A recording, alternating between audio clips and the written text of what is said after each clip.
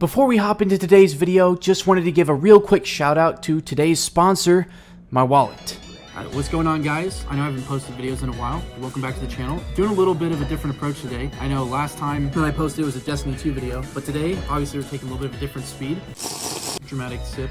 Taking a look at my little pet project here, competitive Yu-Gi-Oh! And today we're looking at 60 cards, all gas, no breaks, branded Despia. I've been playing this deck for almost 2 years now. Not this exact list, but this strategy, and I just really like it. It's not really a bandwagon strategy like Fire is, and yeah, they're never gonna hit it, wink wink. So let's just get straight into it. First up, we're starting with the Despia names here. We got 3 Tragedy, 3 Eluber, 1 Quem, and 1 Ad Libitum. So with Quem, I know I should be playing 2. I don't have the second one, and it did suck sometimes with some of the tech later that I'll tell you about, where I did unfortunately lose access to it in the long game. It's a really good starter, and I will definitely be bumping it to 2 for something, but I need to make room for some extra goo that I'll get into in a second. Yeah, really good card. Luber's Eluber. This is Eluber 2 sequel, and then this card just wins you games for triple and sometimes quadruple Mirror Jade. Broken card. So that's the Despia names there. Next we'll do Fallen of Albaz and the boys, starting with, of course, 3 of Fallen of Albaz. If you run less than 3, you're scared. If you run 3, you're based. Alright?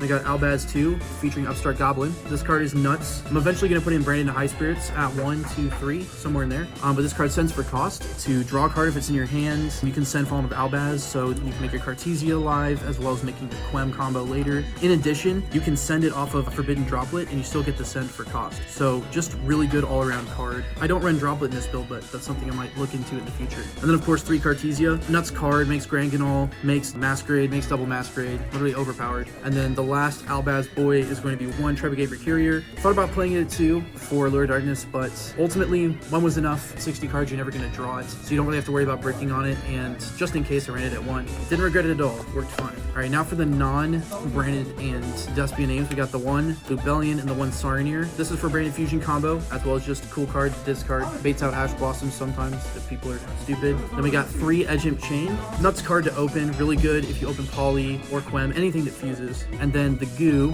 3 Imseti. So this was part of a mini engine I ran to bait Ash Blossom, but also just the Nuts card on its own as an end board piece to bring out, like when your opponent thinks you're done comboing, you just make this and then they cry a little bit inside.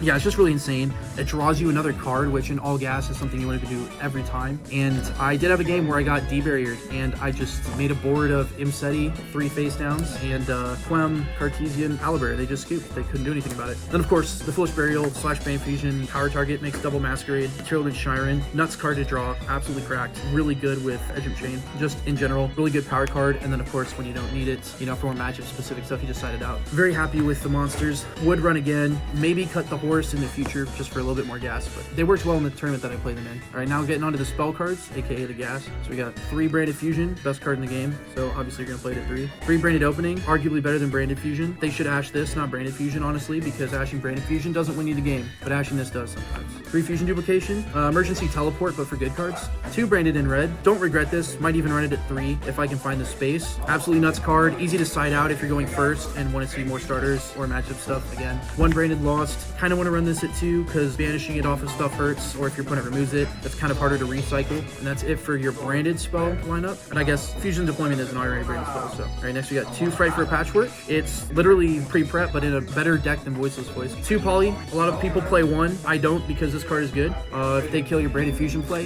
it helps unbreak your hands if you have literally any of their monsters. And if you don't, it's a good discard to make Chimera on your opponent's turn off of Lubellion, because I did have a game where it was me versus Pearly, and Chimera is a better towers than Noir, as it turns out. 2 King Sark. I wanted to play 1, but the issue was every time that I cut it down, even in sighting, I always drew it. I mean, always. Imseti plus the King Sark, which made Imseti dead. So you have to play 2, and you can just sign out the 3 Imsetis in these 2 for side stuff if you need it. Now, the reason why this deck is good, I'll get into here. Also, why this deck secretly loses to Droll a little bit.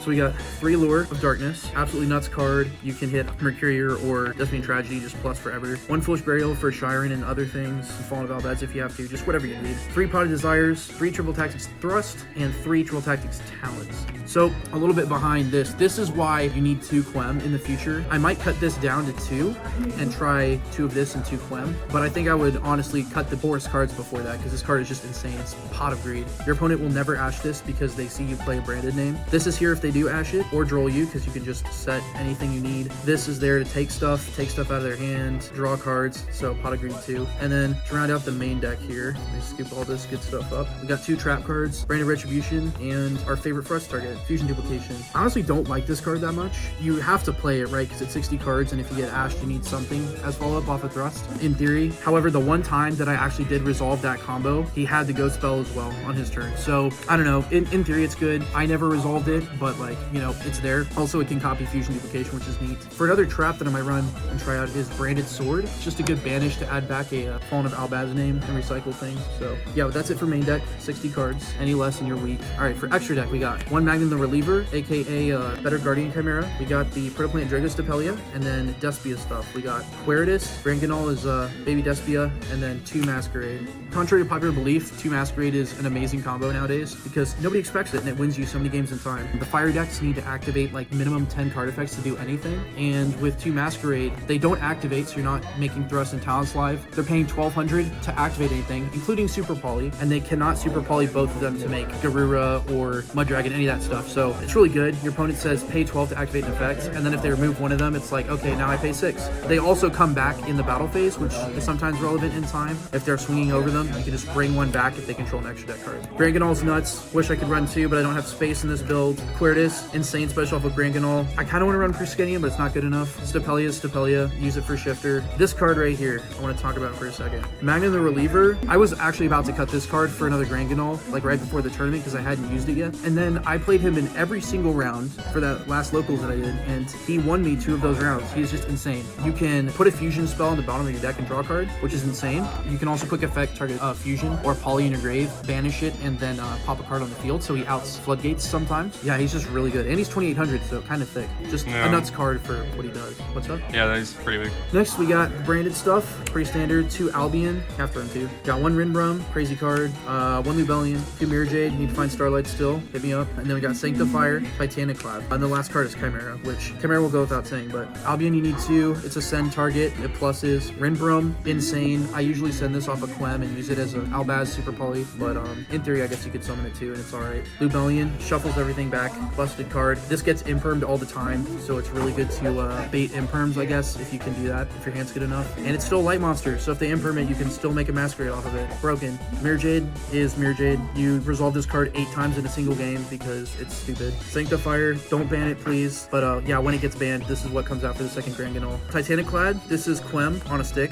and it can sometimes climb over things, but most of the towers these days are too strong. Yeah, Guardian Chimera, it's kind of like the reason why this deck can still play against stun. It's just nuts on summon, and with this specific build, you run Poly, so it's also a towers, which is unfair. 33 is kind of relevant too, people can't get over it. In this version especially, you're just going to be drawing all of the cards in your deck. Quick look at the side. So contrary to what most decks run, I feel like this side works against just about any meta.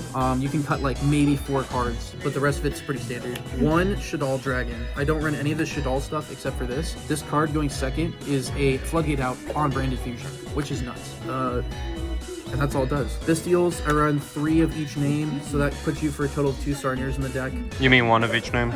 Yeah, 1 of each name here, and then the second Sarnier is in my deck. The skills are good. They stop the Excel Synchron. They stop the IP Masquerena plays. They can interrupt certain other strategies. Is there a reason why you don't play Baldrake over the second Sarnier? So most lists would run Baldrake, and I would agree for any other deck, but Sarnier specifically is just engine. I mean, you pitch this card off of Poly, you send a Branded Speller Trap. You pitch this card off of Lubellion, you send a Branded Speller Trap. Your opponent outs this after you Bestial something, you send a Branded Speller Trap. Kind of broken, especially with Sword. When I add Sword to the deck, this card's just gonna be gassed because you can Sarnier your own thing, Poly it off to make a Masquerade, send Sword, add back what you banished off of it, so it's not even dead on your turn. 3 Pot of Greed on a stick plus Imperm Proof. Fantastical Dragon Phantasme. Almost cut this before my last locals.